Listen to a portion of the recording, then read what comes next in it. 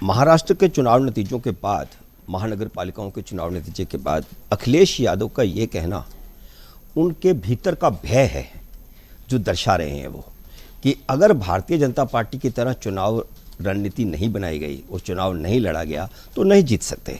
ये स्पष्ट उनका अर्थ यही निकलता है।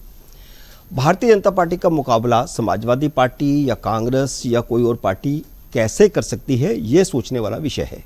क्या कर सकते हैं? क्या इन पार्टियों के पास इस प्रकार की कार्यकर्ताओं की मशीनरी है कि वे 24 घंटे सक्रिय रहें? हम देखते हैं कि कांग्रेस एक समय पूरी तैयारी करती थी। कांग्रेस के मुख्यालय में पूरे देश का डाटा रहता था, और अब तो ठीक है कि टेक्नीशियंस आ गए, वो डाटा रखते हैं, कंप्यूटर वाले कंप्यूटर ऑपरेटर डाटा रखते हैं। इसके पहले आप देखिए तो प्रमोद महाजन और अरुण जेटली मुझे याद आते हैं, जिनके पास हर प्रदेश का डाटा रहता था कि किस कॉन्स्टिट्यूंसी में कहाँ कौन सा जाति प्रभावी ज़्यादा है और वहाँ पर कौन सा उम्मीदवार खोजा जाना चाहिए, किस तरह का उम्मीदवार खोजा जाना चाहिए। वो सारी चीज़ें क्या समाजवादी पार्टी उत्तर प्रदेश में कर पाएगी? जैसा कि अखिलेश यादव ने कहा, समाजवादी पार्टी के नेता कार्यकर्ता सिर्फ चुनाव में सक्रिय होते हैं।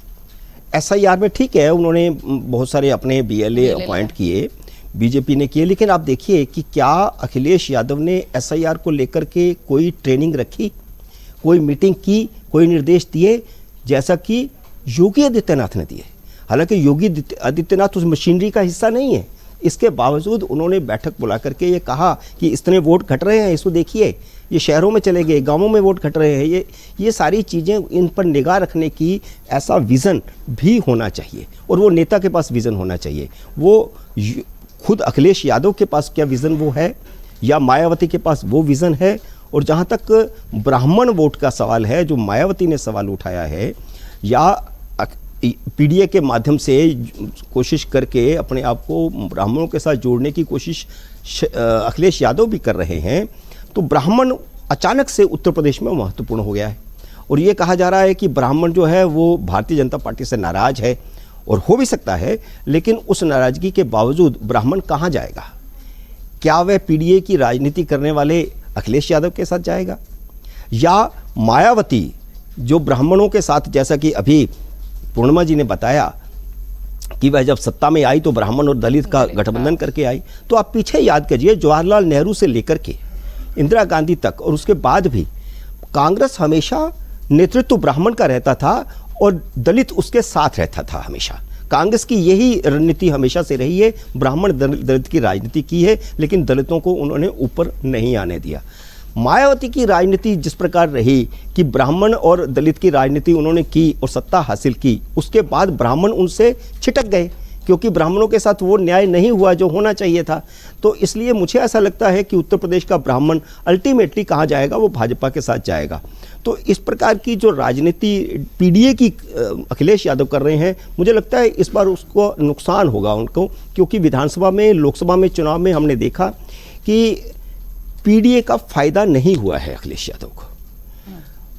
हिंदुत्व का नारा ज़्यादा चल गया, और अब वहाँ पर सामने अगर योगी आदित्यनाथ होंगे तो हिंदुत्व फिर से एकजुट होगा, दलित भी उनके साथ जाएगा, OBC भी उनके साथ जाएगा। और अब आप देखिए कि दलित, पूर्णिमा जी कह रही हैं कि दलित वोट उनके साथ है, दलित वोट में बहुत ज़्यादा ह्रास हुआ है। दलित वोट अब मायावती के साथ उतना उस ढंग से प्रतिबद्ध नहीं है जैसा पहले हुआ करता था।